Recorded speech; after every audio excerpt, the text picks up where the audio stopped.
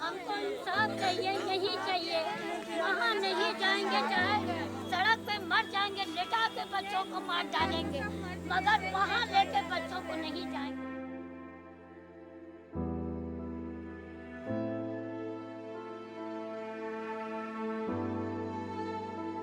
काट दी गई, मीटर उखाड़ ले गए बिजली विभाग वाले। ये एलडीए के अधिकारियों ने बुलाया उनको।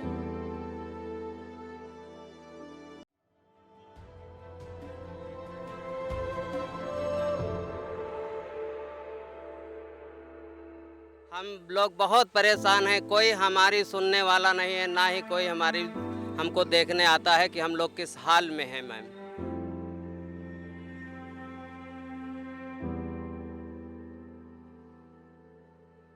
चारों तरफ से कब्जा हो चुका है, क्योंकि हम लोग नीची जात के हैं ना, इसलिए कोई नहीं सुनता। अर्बन सीलिंग एक्ट की आत्मा साफ साफ कहती है कि जिस जमीन पर वर्षों से लोगों का कब्जा है वही असली मालिक है। लेकिन लखनऊ विकास प्राधिकरण ने इस कानून को ऐसे मरोड़ा है मानो अदालत और न्याय दोनों उसकी जेब में हो।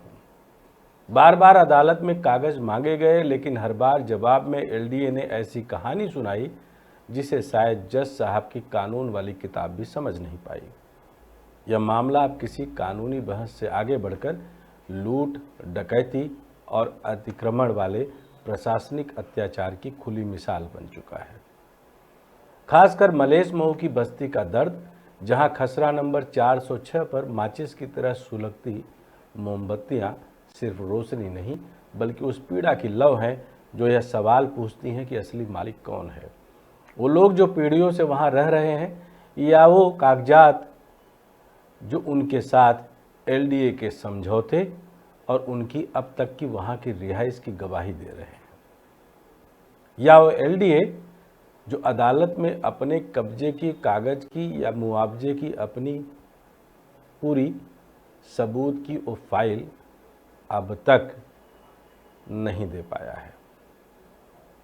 यह बस्ती सिर्फ जमीन का टुकड़ा नहीं बल्कि इंसान की उस बुझती चिंगारी का नाम है जिसे बचाने के लिए अब मुख्यमंत्री योगी आदित्यनाथ को खुद सामने आना होगा। क्योंकि सुना है कई बस्तियों में एलडीए की बुलडोजर रेड लाइन को उन्होंने ग्रीन लाइन में बदल दिया है, क्योंकि वो संत हैं, जानते हैं कि अपनों को कैसे सिंचित और संरक्षित रखना है। नमस्कार, मैं डॉक्टर विजय शुक्ल और आप देख रहे हैं लोकल न्यूज ऑफ इंडिया, गांव की गूंज दिल्ली तक।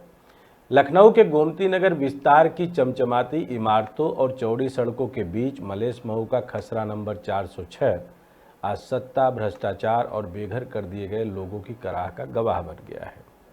यह अब सिर्फ जमीन नहीं रही बल्कि वह पहचान है जहां विकास के नाम पर सपनों को कुचला जाता है और लोग अपने उजड़े घरों की राख में मोमबत्तियां जलाकर न्याय की उम्मीद करते हैं। 20 सितंबर 2025 की रात जब लखनऊ जगमगाता रहा, मलेश मऊ का आसमान सन्नाटे और चीखों से भर गया। अंधेरे में सैकड़ों महिलाएं, बच्चे और बूढ़े मोमबत्तियां लेकर खड़े थे। इन मोमबत्तियों की लौ में सिर्फ रोशनी नहीं बल्कि वह दर्द था जो 22 साल पुराने इस खेल के हर पन्ने पर लिखा है। यह लौ नारे नहीं लगाती लेकिन चुपचाप सवाल पूछती है, क्या विकास का मतलब यही है कि लोगों को उनके घरों से बेदखल कर दिया जाए? क्या सरकारी ज़मीन का मतलब यह है कि वह कुछ ताकतवर हाथों में सौंप दी जाए? इस कहानी की शुरुआत 2003 से होती है, जब एलडीए ने जिलाधिकारी को पत्र लिखकर मलेश मऊ, मदूमपुर और आसपास की ज़मीन का अधिग्रहण वापसी समझौते से करने का प्रभाव किया था। मलेश मऊ, मदूमपुर और आसपास की ज़मीन का अधिग्रहण आपसी समझौते से करने का प्रस्ताव दिया। 7 जनवरी 2004 को जिलाधिकारी की अध्यक्षता में बैठक हुई जिसमें किसानों और प्रभावित परिवारों ने स्पष्ट कहा कि 23 रुपये प्रति वर्ग फुट से कम मुआवजा उन्हें मंजूर नहीं। उन्होंने यह भी मांग की कि जहां बस्ती के मकान हैं वहां पुनर्वास या वैकल्पिक जमीन दी जाए। प्रशासन ने उस समय कहीं भी यह नहीं कहा कि मकानों को बलपूर्वक तोड़ा जाएगा, लेकिन बाद की घटनाओं ने यह साफ कर दिया कि असल खेल कुछ और था। सबसे बड़ा सवाल यही कि अगर यह जमीन शहरी भूमि सीलिंग एक्ट के तहत पहले से ही सरकार के पास नहीं थी तो फिर मुआवजा तय करने का नाटक क्यों किया गया? इसका सीधा मतलब यही है कि पहले कागजों में जमीन को निजी स्वामित्व में दिखाया गया, फिर अधिग्रहण का नाटक कर चुनिंदा लोगों को करोड़ों का फायदा दिलाने की एक पूरी की पूरी पृष्ठभूमि वाली एलडीए की अपनी जमीनी कवायद की तैयारी की गई। यह शुरुआत से ही एक बड़े घोटाले की जमीन तैयार करने जैसा मामला रहा। बरसों तक यह मामला कागजों और फाइलों में उलझा रहा और अदालत की चौखट तक पहुंच गया। इस बीच लोग वहां रहे अपने घरों में और उनकी जिंदगियां चलती रही। लेकिन जून 2025 में अचानक सब कुछ बदल गया। अपर जिलाधिकारी भू राजस्व ने आदेश दिया कि जमीन का सही मूल्यांकन कर मुआवजा तय किया जाए। प्रभावित परिवारों को लगा कि अब उन्हें न्याय मिलेगा, लेकिन आदेश के अगले ही दिन एलडीए ने भारी पुलिस बल और जेसीबी मशीनों के साथ धावा बोल दिया। घरों को तोड़ा गया, लोगों को बाहर फेंका गया और उसी दिन जमीन पर चारदीवारी खड़ी कर दी गई। यह सिर्फ कब्जा नहीं था, यह जनता के विश्वास पर हमला था।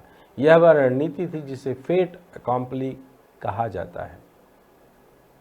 पहले जमीन पर बलपूर्वक कब्जा करो और फिर अदालत में कहो कि अब स्थिति बदल चुकी है, इसलिए यथास्थिति बहाल करना संभव नहीं। यह सीधे सीधे संविधान के अनुच्छेद 21 यानी जीवन और आजीविका के अधिकार का उल्लंघन था। स्थानीय लोगों का आरोप है कि इस कार्रवाई के पीछे एक ताकतवर शख्सियत का हाथ है जिसे लोग सिंह बाहुबली के नाम से जानते हैं। कहा जा रहा है कि पहले सीलिंग एक्ट की जमीन को कागजों में साफ किया गया, फिर उसे एलडीए के जरिए जनहित के नाम पर खाली कराया गया और अंततः यह जमीन उसी बाहुबली के प्राइवेट प्रोजेक्ट में बदल दी जाएगी। यह वही पैटर्न है जिसमें सरकारी जमीन को सत्ता और प्रशासन की ताकत से हड़प कर निजी मुनाफे में बदल दिया जाता है। आज मलेशिया मऊ के लोग अपने टूटे घरों की जगह टाट के टुकड़ों पर जी रहे हैं। उनके पास न मुआवजा है, न पुनर्वास, न कोई ठोस योजना, लेकिन उनके हाथों में मोमबत्तियां हैं। यह मोमबत्तियां सिर्फ रोशनी नहीं बल्कि मौन विद्रोह है। महिलाएं और बच्चे सड़क पर खड़े हैं, बिना नारे लगाए, यह जताने के लिए कि उनकी तकलीफ सुनी जाए। यह अंधेरे में खड़ा एक सवाल है जो मुख्यमंत्री योगी आदित्यनाथ तक पहुंचना चाहता है। एलडीए का बुलडोजर आज सिर्फ दीवारें नहीं तोड़ रहा, यह जनता का विश्वास भी ढहा रहा है। अगर यह साबित हो गया कि खसरा नंबर 406 की जमीन सीलिंग एक्ट के तहत सरकारी थी और इसे कागजी हेरफेर से निजी हाथों में सौंपा गया, तो यह सिर्फ एक जमीन का विवाद नहीं बल्कि करोड़ों का मेगा स्कैम होगा। यह सीधे सीधे योगी सरकार की साख पर हमला होगा और भाजपा के भीतर बैठे उन गुटों को ताकत देगा जो योगी की सत्ता को कमजोर करना चाहते हैं।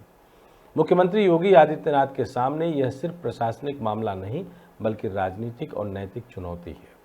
उन्हें तय करना होगा कि क्या वे एलडीए को भ्रष्टाचार का अड्डा बने रहने देंगे या इसका सफाया कर जनता का भरोसा लौटाएंगे। आज मलेशिया मऊ में जलती मोमबत्तियां सिर्फ उजाले का प्रतीक नहीं है, यह चेतावनी है। यह बताती है कि जब अंधेरा बहुत गहरा हो जाता है तब एक छोटी सी लौ भी आग बन सकती है। अगर इस आग को समय रहते नहीं बुझाया गया तो खसरा नंबर 406 से उठी यह चिंगारी पूरे शासन तंत्र को अपनी लपटों में घेर रखती है। कुल मिलाकर अब देखना यह होगा कि योगी आदित्यनाथ जी कैसे और किस तरीके से अपने शासनकाल में अपनी नाक के नीचे इन जलती हुई मोमबत्तियों की लौ की रोशनी को महसूस कर पाते हैं। देखना यह भी होगा कि पीडीए का दावा करने वाले अखिलेश यादव किस नज़रिए से देखते हैं, क्योंकि यह भी पीडीए में आते हैं। कांग्रेस का सामाजिक न्याय किस ओर जा रहा है, यह भी अपने आप में एक बात होगी। लेकिन एक बात साफ है कि एलडीए की बुलडोजर की अपनी यह चाल जिस तरीके से किसी खास व्यक्ति द्वारा संचालित की जा रही है, वो आने वाले समय में योगी आदित्यनाथ जी की छवि को न सिर्फ धूमिल करेगी बल्कि उनके अपने बुलडोजर बाबा वाली छवि की आड़ में चल रहे एलडीए के इस तरीके के अवैध बुलडोजर अतिक्रमण वाली कार्रवाइयों को शायद रोकने में नाकाम होते हुए अपने सत्ता की उस धमक को भी खो देगी। अगर आपको लगता है कि एलडीए की यह कार्रवाई जायज़ है तो अपना कमेंट लिखें। अगर आपको लगता है कि यह मोमबत्तियां कुछ सबूत मांगती हैं, कुछ दर्द के अपने संदेशे को मुख्यमंत्री तक पहुंचाना चाहती हैं, तो उनके पास तक जरूर पहुंचाएं। जय हिंद, जय भारत।